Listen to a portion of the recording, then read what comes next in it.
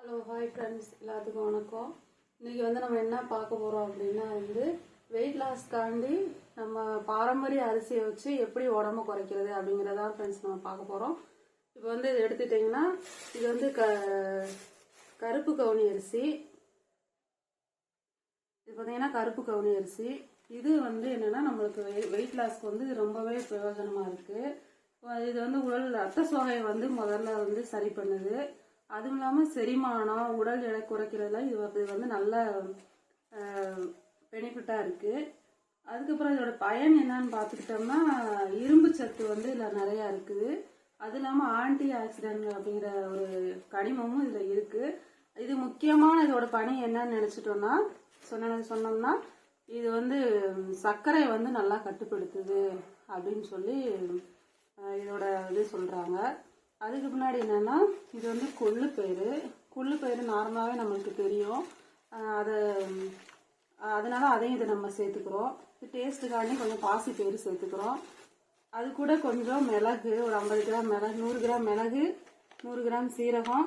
இது என்னென்னா இது பார்லி அரிசின்னு சொல்லுவாங்கல்ல, இது எல்லாத்துக்குமே தெரிஞ்சதுதான். இது நம்ம உடலில் உள்ள சர்க்கரை குறைப்பதுலையும் நீரை வெளியேற்றுலையும் இது ஃபஸ்ட்டாக இருக்குது. அதுக்கு பின்னாடி என்னன்னா இந்த அரிசி பார்த்தீங்கன்னா மாப்பிள்ளை சம்பா, இதுவும் நம்ம சேர்த்துக்கிறோம். அதுக்கு பின்னாடி காட்டு யானம், கருங்குருவை. இந்த காட்டு யானம் என்னதான் அது நீரிழிவு நோய்க்காண்டி தான் அது ஃபர்ஸ்டா இருக்கு. அப்புறம் செரிமான பிரச்சனைகளை போக்குறதுலயும் இது இருக்கு. உடல் பலம்னா காட்டு யானைனா நல்லா யானை பலம் தரும் அப்படின்னு சொல்லி சொல்றாங்க. இதுல என்ன அதுல சத்து இருக்கு அப்படின்னு நினைச்சா கால்சியம், பொட்டாசியம், மெக்னீசியம் அப்படிங்கிற கனிம சத்துக்கள் அதுல நிறைய இருக்கு இதுல காட்டு யானத்துல. அப்புறம் கருங்குருவை அரிசின்னு சொல்றாங்க. அந்த கருங்குருவை அரிசியை பாத்தீங்கன்னா உடல் வெப்பத்தை அது குறைக்குது. அப்ப சிறுநீரகம் தொடர்பான பிரச்சனைகளையும் அது தீர்த்து வைக்குதுங்க. அதுவும் இல்லாம யானைக்கால் நோய்க்கும் அது ஒரு மருந்தா செயல்படுது அப்படின்னு சொல்லி நம்ம ஆராய்ச்சி சொல்றாங்க. அது மட்டும் இல்லாம அதோட பயன் என்ன அப்படின்னு எடுத்துட்டோம்னா நோய் எதிர்ப்பு சக்தியை அதிகமா கொடுக்குது அப்படின்னு சொல்லி சொல்றாங்க.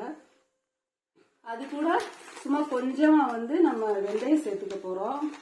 அது மட்டும் இல்லாம இது கூட ஒரு கைப்பிடி அளவு கருவேப்பிலையும், அப்புறம் ஒரு கைப்பிடி அளவு முருங்கைக்கீரையும் நம்ம சேர்த்துக்கிடுவோம். இதெல்லாம் நம்ம வெயிட் லாஸ்க்கு ரொம்பவே உதவி செய்யும்.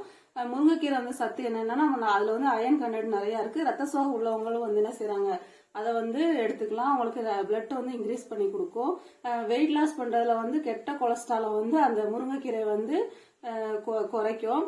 கருவேப்பிலோடைய பயன் என்னன்னா நம்ம ஹேர் குரோத்துக்கும் ஃபர்ஸ்ட் அது உதவுது. அதெல்லாம் ப்ரெஷரு, அதுவும் சர்க்கரையை கட்டுப்படுத்துறதுல முதன்மையா இருக்கு அப்படின்னு சொல்லி சொல்றாங்க.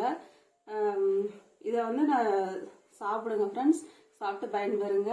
நம்ம பாரம்பரியத்தை எப்பயுமே